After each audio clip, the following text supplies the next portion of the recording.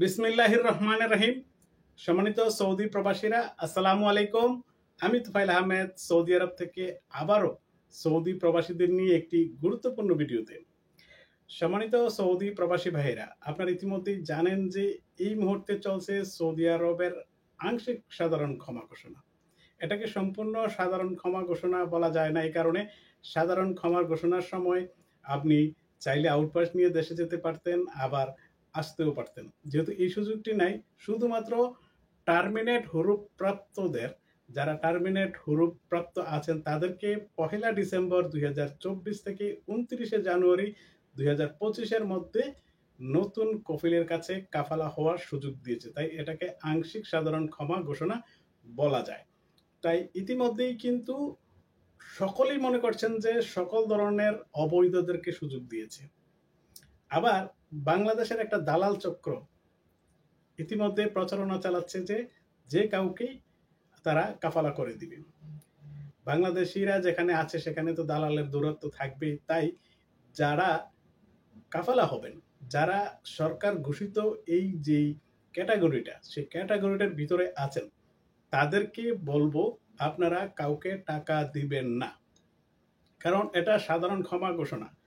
এটা হুরুপ কাটতে টাকা লাগবে না, এবং আপনার আগে যদি আকামার যেই ফিটা সেটাও লাগবে না। অনেকেই প্রশ্ন করেন যে আমার আকামার আগের যে টাকাগুলো সেটা কি লাগবে? না, সেটা লাগবে না। কারণ এখানে সরকার ঘোষণা করেছে এবং আপনাদেরকে সাধারণ ক্ষমা ঘোষণা করেছে। তো এখানে আগের টাকা লাগবে না। কারণ 2014 সালে যখন সরকার সাধারণ ক্ষমা ঘোষণা করে, তখন 10, 12, 15 বছরেরও অনেকেই আকামা করেছে। আমি নিজেও 7 বছরের আকামা এক্সপায়ার শুধুমাত্র একটা জরিমানা, 500 রিয়ালের জরিমানা দিয়ে কাফালা হয়েছিলাম। তো এটাও যেহেতু সরকারি ঘোষণা দিয়েছে, এটাতেও আপনার কাফালা হুরুপ কাটতে টাকা লাগবে না। তাহলে কিভাবে আপনি কাফালা হবেন? হ্যাঁ, আপনাকে প্রথমে একজন কফিল খুঁজতে হবে, যে কফিল আপনাকে কাফালা করে নেবে। এবার সেটা হোক আপনার কাজের স্থান, কিংবা আপনারা তো এই মুহূর্তে জানেন যে ছোট মহাশাসা, বড় মহাশাসা, অনেক ধরনের মহাশাসায় টাকার বিনিময়ে কাফালা হয়ে আপনি বাইরে কাজ করতে পারেন। সেটা আপনার উপরে নির্ভর করে। তবে আমি শুধুমাত্র কাফালা হওয়ার নিয়মটা আপনাদেরকে বলে দিচ্ছি। আপনি একজন সৌদি কফিল খুঁজবেন, যার মহাশাসা আছে, তার কাছে আপনি কাফালা হবেন, এবং সে আপনার বিস্তারিত ডিটেলস তার অ্যাপসারের মাধ্যমে, তার লয়ার যে মহাগেব দিয়ে সে আপনাকে কাফালা করে নিবে। এখানে যেহেতু আপনার আকামা আগে এক্সপায়ার ছিল, সেখানে 500 রিয়াল জরিমানা আসবে যদি প্রথমবার হয়ে থাকে। দ্বিতীয়বার হয়ে থাকলে 1000 রিয়াল জরিমানা আসবে। আর কাফালার খরচ প্রথমবার হলে 2000 রিয়াল, আর দ্বিতীয়বার হলে 4000 রিয়াল, তৃতীয়বার হলে 6000 রিয়াল। এখন আপনি জানেন আপনার কত ওভার আকামা এক্সপায়ার্ড ছিল। আর ইন্স্যুরেন্স খরচটা তো আপনারা জানেন বয়সের উপরে নির্ভর করে। সেটা আর আপনার সামনের আকামার খরচ, আবার সামনের আকামার খরচটা নির্ভর করে মহাশাসার উপর। সেই বিষয়ে আমার ভিডিও আছে, আপনারা চাইলে ভিডিও দেখে নিতে পারেন।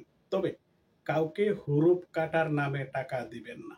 আমরা বারে বারে বলছি, এই হুরুপটা সরকার ঘোষিত সাধারণ ক্ষমা, এর সাথে টাকা লাগবে না। আর এর বাইরে যারা টার্মিনেট হুরুপের বাহিরে আছেন, তারা দয়া করে কোনো দালালের খপ্পরে পড়ে, দালালের লোভনীয় অফারে পড়ে আপনার কষ্টার্জিত অর্থ নষ্ট করবেন না। কারণ সরকার শুধুমাত্র যাদের টার্মিনেট হুরুপ আছে, যারা 25 অক্টোবর 2022-এর পরে টার্মিনেট হুরুপ খেয়েছেন, তাদের জন্য। হ্যাঁ, টার্মিনেট হুরুপ কিন্তু আবার যারা নতুন আসছেন, কেউ 2 মাস আসছেন, 3 মাস হয়েছে, তাদেরকেও দিয়ে দিয়েছে।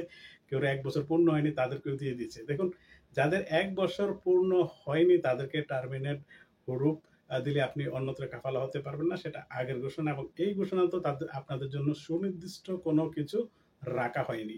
তাই আপনাদেরকে ধৈর্য ধারণ করে অপেক্ষা করা ছাড়া উপায় নেই। তাই এই টার্মিনেট হুরুপ প্রাপ্তের সময় কাফালা হতে টাকা লাগবে না। পিছনের টাকাটা, সামনের যে খরচগুলো, আপনার বৈধ হওয়ার যে প্রক্রিয়াগুলো, সেটা তো যারা ইতিমধ্যে আছেন জানেন।